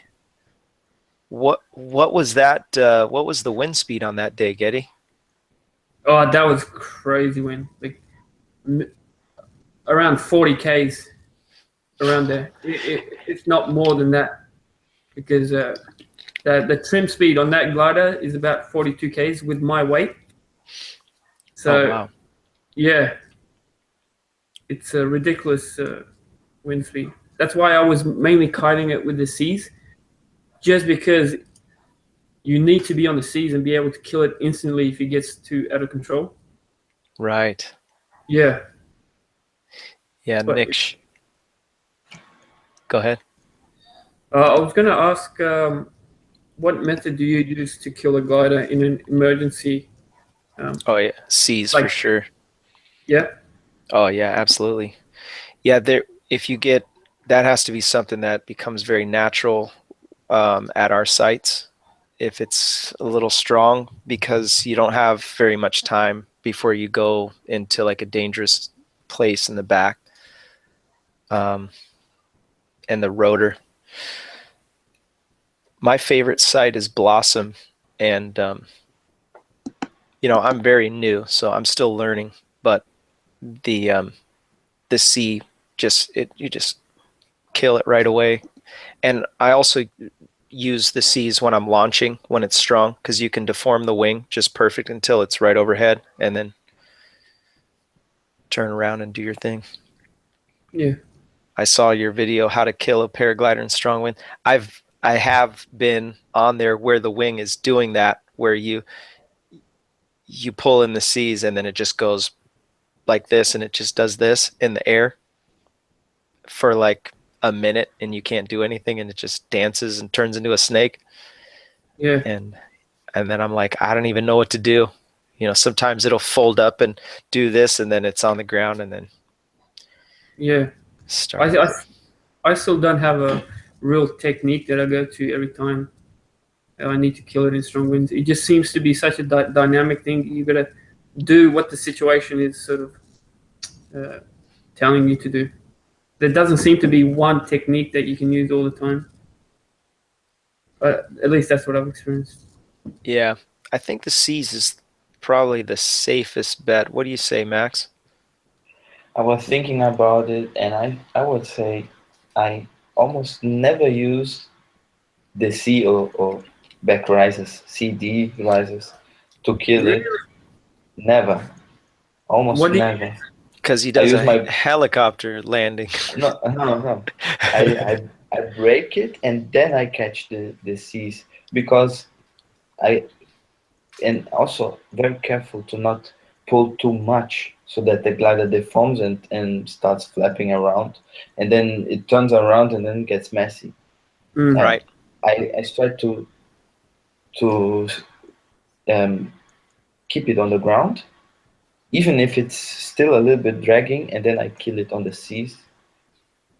So I first get it on the ground and then kill it, and then run and catch a tip or something, a wing tip. Yeah, but I think every situation is different, and you can't say there's a perfect technique for every condition. No, you have to kind of try it out Yeah. and drag a little bit. So I want to just real quick give a shout. Check out the website. Appreciate everybody logging in. 21 people are logged in right now. This is just the beginning. Check out paraglidingtalk.com. That's paraglidingtalk.com. Write that down. Check out what's going to come up with the next events. If you know somebody, or if you have contact information, like Max was saying, reach out to those people and tell them to contact me to be on the show. Where the next dates we're going to have Andre Bandera is going to be on the show in January. Santa Croce is coming up next weekend. We've got, I feel like I'm forgetting someone, but we're in the middle of January for the next shows. We're going to keep it on Thursday nights for now. I'm really enjoying everything that we're learning, and just it's so much fun to talk about it, and it's life, it's live, it's real, and really appreciate everybody in the comments. asking questions and just hanging out with us, and especially those guys that have been faithful. This is what, episode 4. What we've, anyways, it's so cool. Moderators, really appreciate your work and everything that you guys are doing, and making this happen. I'll keep the emails going. If you want to get on the email list to know what's coming up before it goes on the website, or what plans that we have for the future of the show, please get on the email list by sending me your information through paraglidingtalk.com, and then go to the support page. And then also, speaking of support, if you can help monetarily, do it on Patreon. And there's one guy that's one Patreon that's helping out with $15 a month, and special shout out to him. Super cool. Really appreciate you doing that. And you can check out his channel. I think he's in the chat right now, as a matter of fact. But I'm gonna we'll have to call it a night unless there's anything else that you guys want to touch on. I know Max is up. I don't know, what time is it, Max, at your house? Almost 2 o'clock. 2. See, I know it. I can see it. He's falling asleep. He's like, Yeah, and I need to work tomorrow. oh man. So Max, really appreciate you coming on, and I know it's late for you, but we love to have you on every show. It's obsession. I can't help myself. Yeah. I send an invite to him every time. Geddy? I just want to ask Max one last question, man. Just regarding, you were flying in your earlier videos, you were flying the proper speed wings. Yeah. You don't seem to be flying them Repeat it, anymore. please. The speed wings, do you still fly the speed wings anymore? No, I don't have the money to buy a new one, and my speed wing is all messed up because I teach a lot on it. It's a great instrument for teaching, for learning. Okay.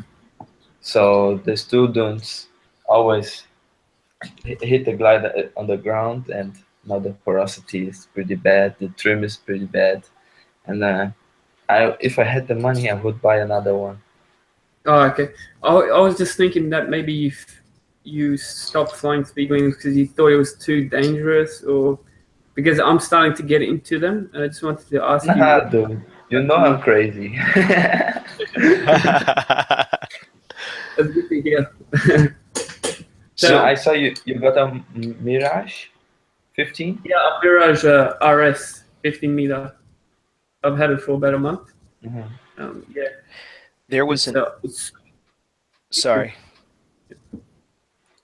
Yeah. I was just going to ask you, as far as safety with the speed wings, you just have to manage. You just have to think of it differently, but it's still relatively safe to some degree. Like, it's nothing. The biggest problem is always yourself. The biggest problem is always your ego. Always. And regarding safety, if you do it step by step, like you've done with the Susie, there's nothing that can go wrong. I did it myself. I practiced ground handling, and then I did some takeoff attempts and didn't fly away, just take off and landed on the same on the takeoff, and then later on I did my first flights, and also regarding the other question, why I stopped flying speedwing, is because it's just so limited over here. I have like 1 minute flights, and I have to walk 30 minutes or 20 minutes up the mountain and then fly 1 minute, and I thought I got to a point where I did almost everything that is possible on the spot, and So Max, Gavin McClurg has a podcast. You're familiar with the Cloud-Based Mayhem? Yeah. So he recently just requested anybody who knows Speedwing pilots, and I thought of you, And so I was thinking about telling him to interview you. If you're interested in that, I'll throw him your name. I'll just text him. If not, if you say, nah, I'm not good enough, or I don't think I can contribute enough to that aspect of paragliding, I won't say anything. Yeah, well, I have 2 years of experience, but that's not much compared to many other pilots. And I don't know what you want. I can do I an interview or not. It doesn't make a Okay. difference. I will mention it to him because I guess there's been a lot of accidents recently with the Speedwing stuff, Yeah. and a lot of people are asking questions on his show, and he put out a little request on his email list, and so I was like, "Ooh, I bet you Max would be good," and I guess we'll see what he says, and because there's not many guys that I know of offhand that would do well, and I think you would do well. So, anyways, You know why so many accidents are happening? I just gave the answer to Geti, the ego.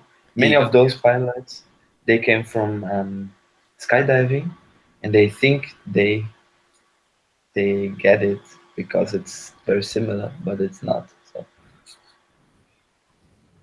Yeah. I mean, I think you would be more than qualified to speak about speed flying, because some of your videos are just absolutely insane. Like as far as the swooping videos between rocks and all that. Like I was watching that, I was in disbelief at what you were doing with the speed wings. but it was more luck than than actual skill. I'm just actually watching one now, and it's just crazy the speed that you have with them, and you're just looping them and Yeah, it's like swooping in between rocks and shit. I think, yeah. What can you screen share what you're watching? I sent you the link to his video in the chat, in the group chat, if that works. It's called the Extreme Swoop Between Rocks Speed Fly. Okay. It's so surprising that it's not doesn't have that much views on it, because this is pretty up there as far as speed flying videos. nah, dude. I don't get many views. Dude, the 1 minute 25, that is insane. What? You have to show that, Robert. I'm pulling it up right now. Here we go. Screen share. And you just make it to the beach. Oh Yeah, shit! if I had run it, if I did run it out, then I wouldn't get wet. But I decided to slide it in like a pro, and then the water splashed all up. No, So there's one. That's the first one. yeah, I did three runs this day, and this was the last one. Yeah, the last one's crazy. He was too tired to hike up again. No, this is the last one, and then I put the second one last on the video because it was more exciting.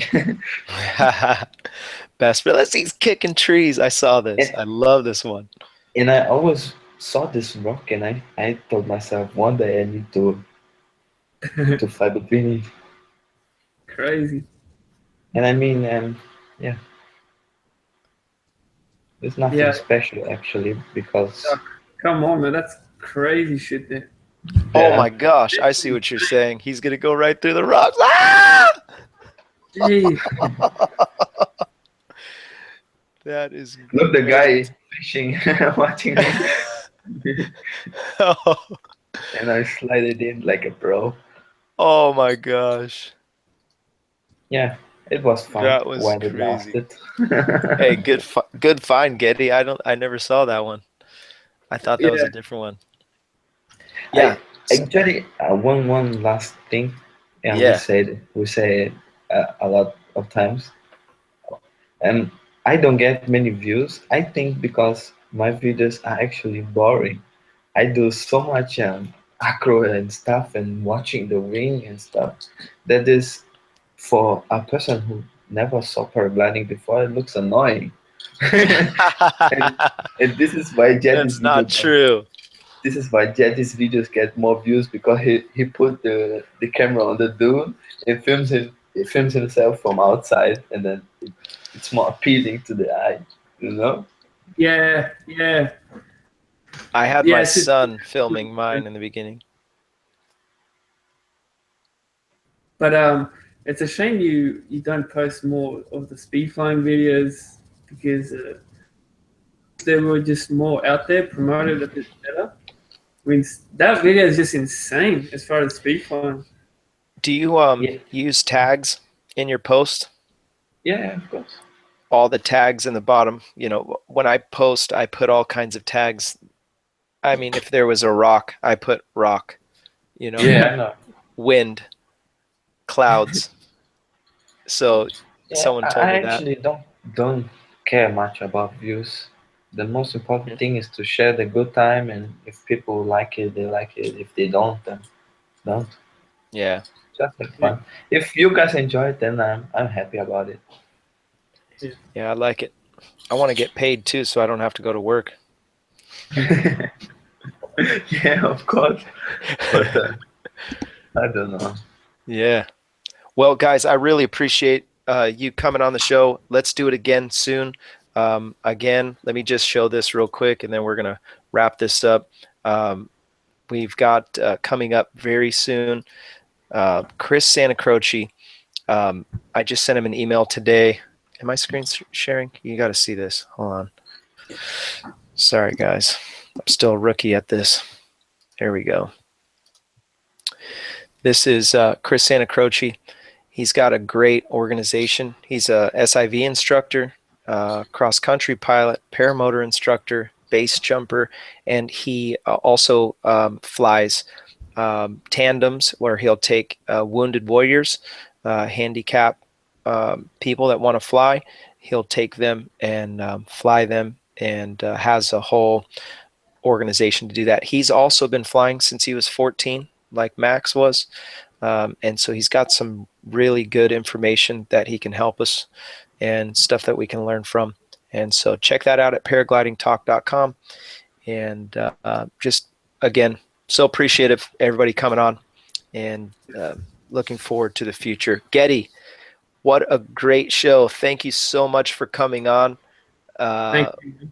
Anytime, please come and moderate whenever you see the link, if you're available, and I'll send the invite to you every time. You're welcome to be on anytime. Same thing, Max. Really appreciate you being on, and I just count it a privilege to be able to learn from guys like you, and your input is incredibly valuable to the flying community.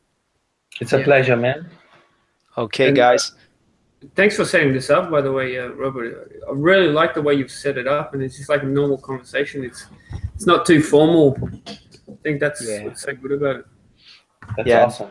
In San Diego, they do this, hang loose, and that's Hang what I loose, say. bro. Hang Yeah, loose. God bless. Okay, guys. Hey, have a great night. I'm going to call it a night, and my wife is yelling at me. It's time to eat. Okay, Yeah, guys. see you. Have a great night.